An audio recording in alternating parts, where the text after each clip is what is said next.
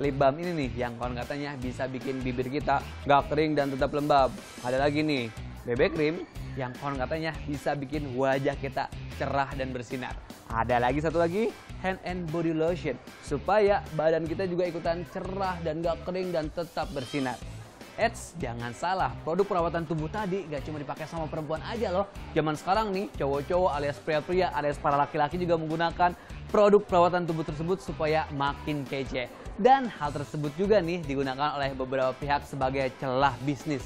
Bener atau enggak? Waktunya Yana mau nanya.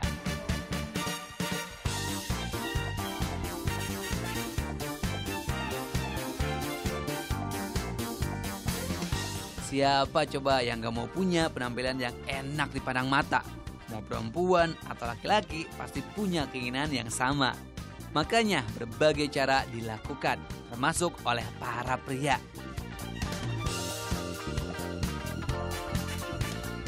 Paling barbershop, cukur rambut, terus ya obat cuci muka. Paling parfum sama wax buat rambut lah ya paling. Kalau badan saya roll on dan parfum pastinya. Paling 200 sampai 300 lah. Sama parfum semua sekitar bisa 600.000 lah, kurang lebih. Saya nggak terlalu menjaga banget sebenarnya, jadi kurang lebih 300-400 ribu. Tuh kan, perawatan emang udah jadi salah satu kebutuhan tersendiri buat para pria zaman sekarang. Dan selalu ada budget khusus buat penampilan. Maka nggak heran nih dari survei yang dilakukan oleh lembaga survei Nielsen, secara nasional penjualan produk perawatan pria tahun 2013 lalu meningkat 23% menjadi 3 triliun rupiah. Padahal 2012 lalu 2,44 triliun rupiah. Wih, ternyata dari tahun ke tahun emang makin banyak cowok yang belanja ya. Hehe. Nah, salah satu teman Yana yang sama-sama kece tapi lebih rajin memoles diri adalah sosok yang satu ini nih.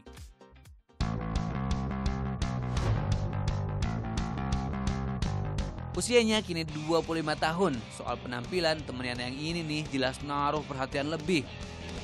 Pekerjaannya sebagai model menuntutnya selalu tampil kece dan tentunya enak dilihat.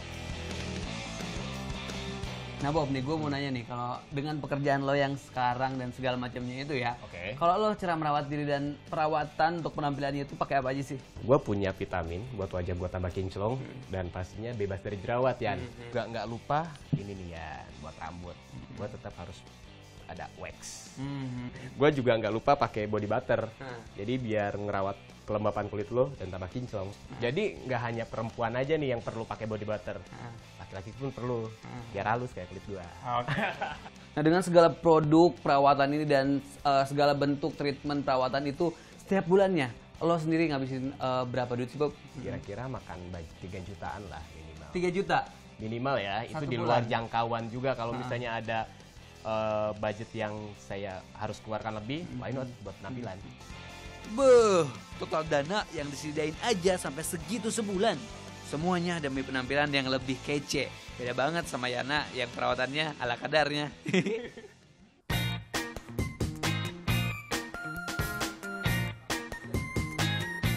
Tapi fenomena kayak gini emang udah lumrah terjadi di sekitar kita.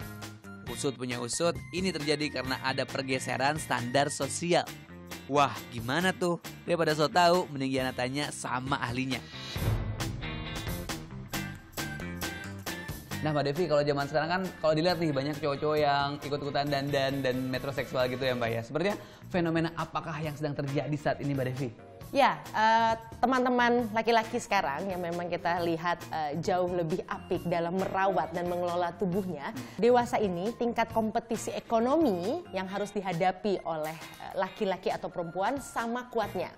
Dan perempuan sekarang sudah lebih banyak di luar rumah dan mengambil posisi-posisi pekerjaan yang tadinya hanya dimiliki oleh laki-laki. Nah, bagaimana caranya laki-laki untuk bisa bertahan hidup? Dia kemudian melihat bahwa membangun citra diri yang baik merupakan sebuah investasi reputasi. Ini tidak ada yang salah kalau dalam konteks tadi hal tersebut dapat membuat orang-orang ini menjadi jauh lebih produktif. Tuh, kalau tujuannya positif nggak masalah kok cowok-cowok modern ikutan bersolek. Asal tahu juga nih batasan-batasannya. Nah kalau kita ngomongin batasan nih Mbak ya, sebenarnya ada batasan apa aja nih soal male grooming ini Mbak?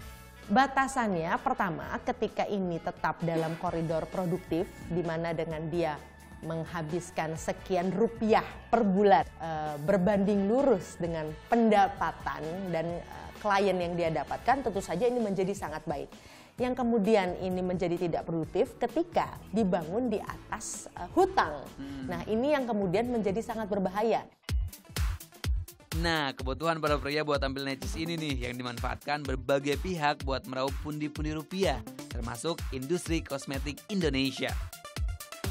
Dari data lembaga survei Nielsen, belanja iklan produk perawatan pria juga meningkat. Produk perawatan wajah pria misalnya.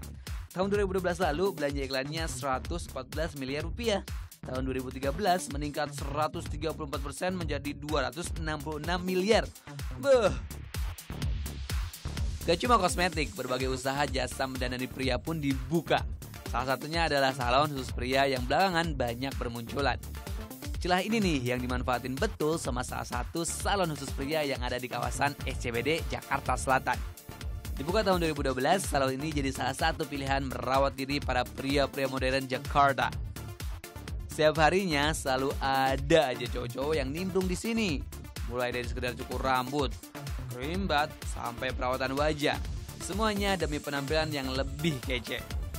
Halo, apa kabar Mas? Selamat siang. Mbak, ini kan salon khusus cowok nih ya Mbak ya. Emangnya ada yang datang ya di sini?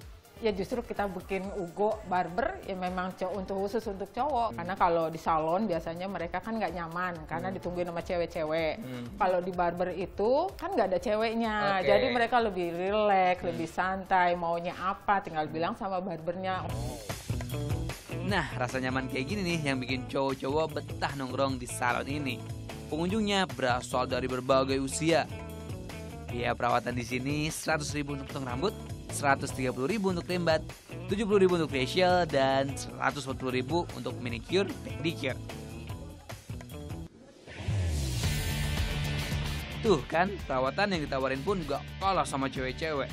Makanya nih, bisnis salon khusus pria kayak gini pun terus menjamur dan jadi lahan baru buat meraup pundi-pundi rupiah. Di hari biasa, salon ini didatangi 10 konsumen. Di akhir pekan, pengunjung mencapai 14 orang. Omset salon ini per bulan mencapai ratusan juta rupiah. Nah, perawatan wajah kayak gini nih zaman sekarang gak cuma didominasi sama perempuan aja. Karena laki-laki pun jangan salah banyak banget loh yang melakukan perawatan seperti ini.